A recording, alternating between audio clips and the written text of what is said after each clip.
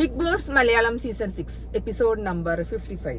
അപ്പോൾ ഇന്നത്തെ റിവ്യൂയിലേക്ക് കിടക്കട്ടെ. ഇന്നത്തെ എപ്പിസോഡിന്റെ റിവ്യൂ. ഇന്ന് എപ്പിസോഡ് തുടങ്ങിയിരിക്കുന്ന ഒരു വട്ടമേശ സമ്മേളനത്തിലാണ്. നമ്മുടെ രതീഷാണ് അവിടെ മെയിൻ ടാർഗറ്റ്. ജബ്രികളുടെ മെയിനായിട്ട് ഗബ്രി രതീഷിന് നല്ലോണം ഊക്കുണ്ട്. ജിൻഡോനെ പറയുന്നത് നല്ല ക്യൂട്ടാണ്, അങ്ങനെയാണ്. രതീഷ് ഒരു ക്രൂക്കഡ് ആയിട്ടുള്ള കാണാൻ അങ്ങനെയുള്ള ഒരാളാണെന്നൊക്കെയാണ് പറയുന്നത്. അപ്പം ഞാനൊന്ന് ഉച്ചയ്ക്ക് പറഞ്ഞ പോലെ തന്നെ രതീഷിനെ അവർക്ക് പേടിയുണ്ട്, കണ്ടസ്റ്റന്റ് ആയിട്ട് തിരിച്ചു കയറുമോ എന്നുള്ളത്.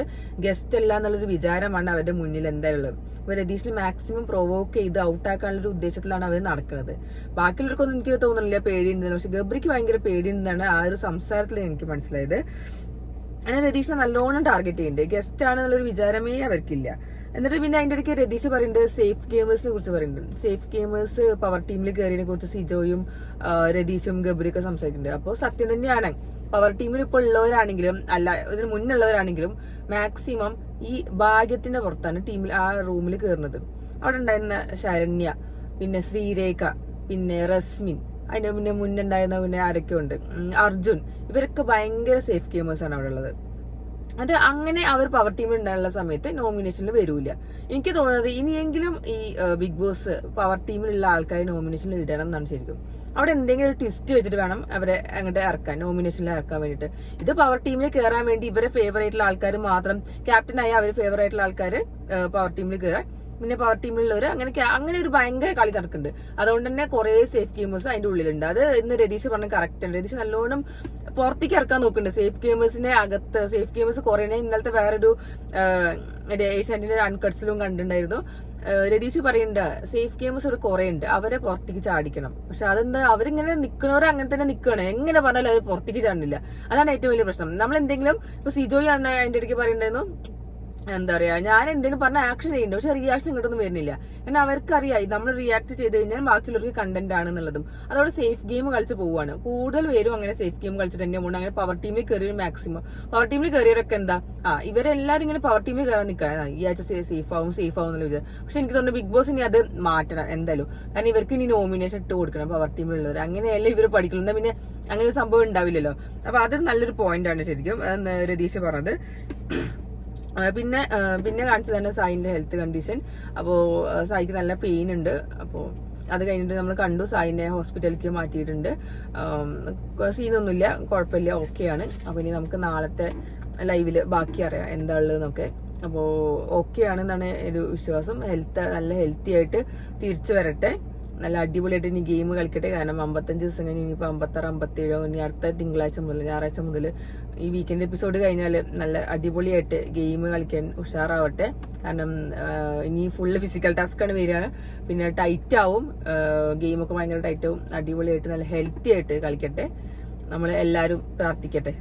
ഞാൻ എന്തായാലും പ്രാർത്ഥിക്കുമല്ലോ, സായി നല്ല ഗെയിം കളി, സായി എങ്ങനെയെങ്കിലും അവിടെ പിടിച്ചത് ഒരു ദിവസം നിന്ന് കപ്പടിച്ച് പോകണം തന്നെയാണ് എൻ്റെ ആഗ്രഹം, ഞങ്ങൾ എല്ലാവരുടെയും ആഗ്രഹം. അപ്പോൾ പിന്നെ കൺസേൺ അയച്ച എല്ലാവർക്കും താങ്ക് യു സോ മച്ച്. അപ്പോൾ സായിക്ക് കുഴപ്പമൊന്നുമില്ല, അപ്പോൾ അടിപൊളിയാവട്ടെ. പിന്നെ വന്നതാണ് നമ്മുടെ മെയിൻ ആയിട്ടുള്ള സാധനം, ജയിൽ നോമിനേഷൻ. അങ്ങനെ പവർ ടീം 2 പേരെ തിരഞ്ഞെടുത്തു, അതല്ലാതെ 2 പേരെ തിരഞ്ഞെടുത്തു. ബാക്കിയുള്ള എല്ലാവരും കൂടി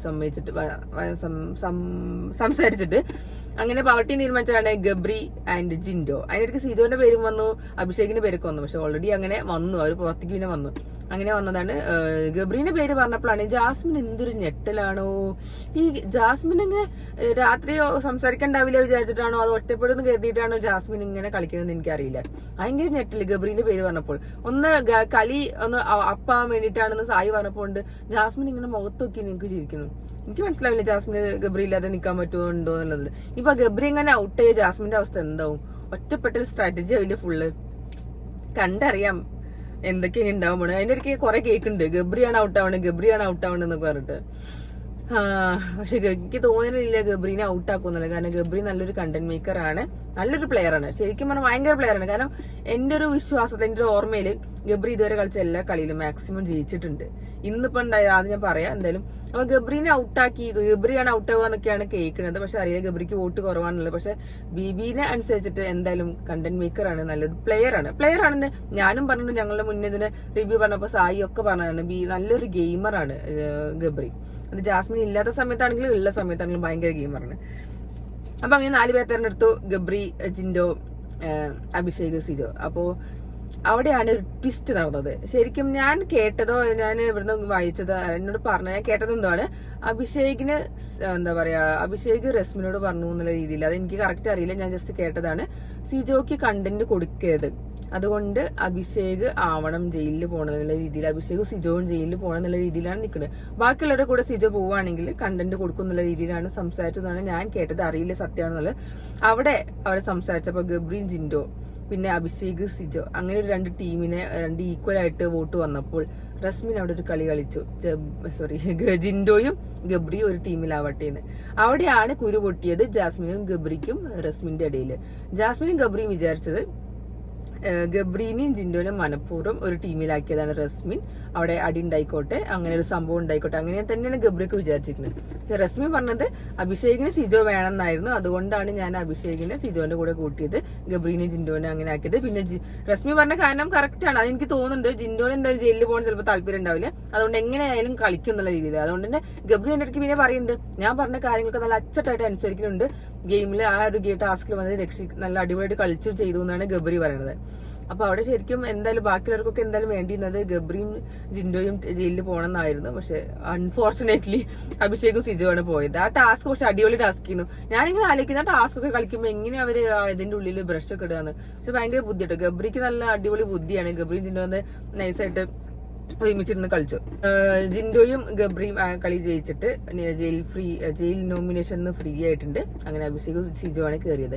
പിന്നെ അതിന്റെ ഇടയ്ക്ക് രതീഷ് നമ്മുടെ സിജോനോടൊക്കെ സംസാരിച്ചിട്ട് ഭയങ്കര ഇഷ്ടമായത് ബ്രിഗേയും മുല്ലപ്പൂവും. മറ്റേ ഗബ്രീനാണ് പറഞ്ഞത് ബ്രിഗേന്നും ജാസ്മിനും മുല്ലപ്പൂവും.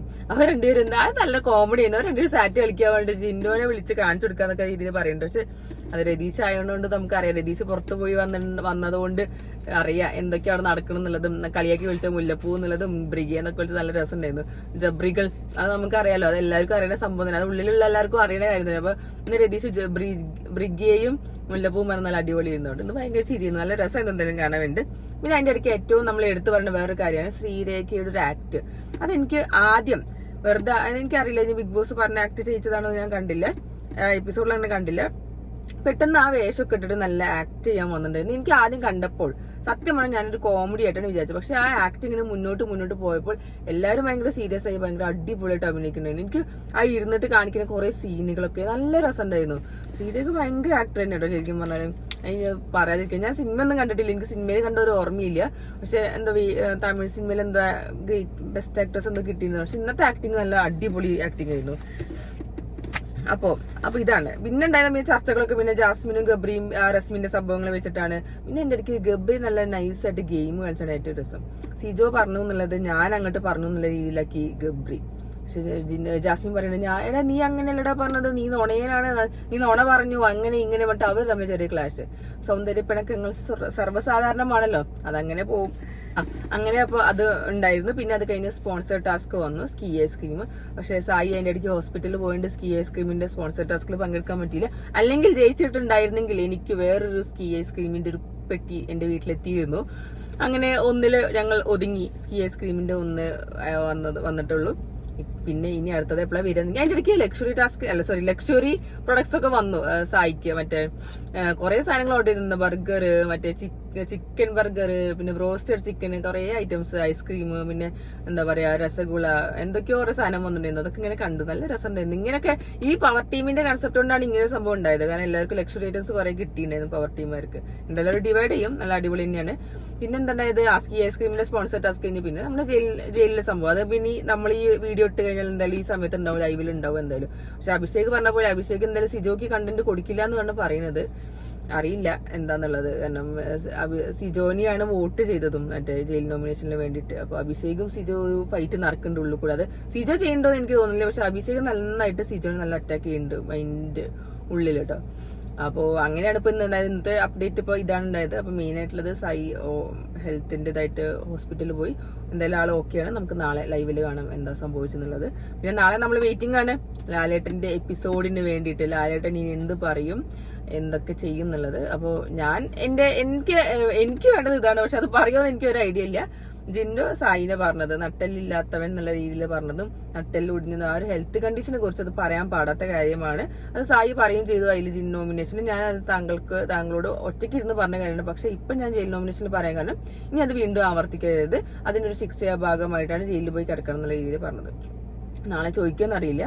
അപ്പോൾ ഇതാണ് ഇന്നത്തെ അപ്ഡേറ്റ് എന്ന് പറയുന്നത്, എപ്പിസോഡ് അപ്ഡേറ്റ്. അപ്പൊ ഇനി നാളെ നമുക്ക് ഉച്ചയ്ക്ക് ലൈവ് അപ്ഡേറ്റ് വരുമ്പോൾ, ഇനി നാളെ ഉച്ചയ്ക്ക് കാര്യമായിട്ടൊന്നും ഉണ്ടാവില്ല, കാരണം ഉച്ച വരെ ഏകദേശം ഒരു 10-11 മണി വരെ ഡ്രൈ ഡേ ആണ്. അത് വരെ എല്ലാവരും കുറുക്കം വലിച്ച് ഉറങ്ങും. അത് കഴിഞ്ഞിട്ട് ഇനി വേറെ വല്ലതും സംഭവിക്കുക, 2-3 മണിക്കൂറിലും എന്തെങ്കിലും സംഭവിക്കുക, അതിനെ കുറിച്ചൊന്നും ഐഡിയ ഇല്ല. അപ്പൊ നാളെ എന്തായാലും വീക്കെൻഡ് എപ്പിസോഡ്, ലാലേട്ടന്റെ എപ്പിസോഡിന് വേണ്ടി വെയിറ്റിംഗ് ആണ്. എന്തൊക്കെ കത്തിക്കും എന്തൊക്കെ പൊട്ടിക്കും എന്നുള്ളത് കണ്ടറിയാം. അപ്പോൾ നമുക്ക് നാളെ കാണാം.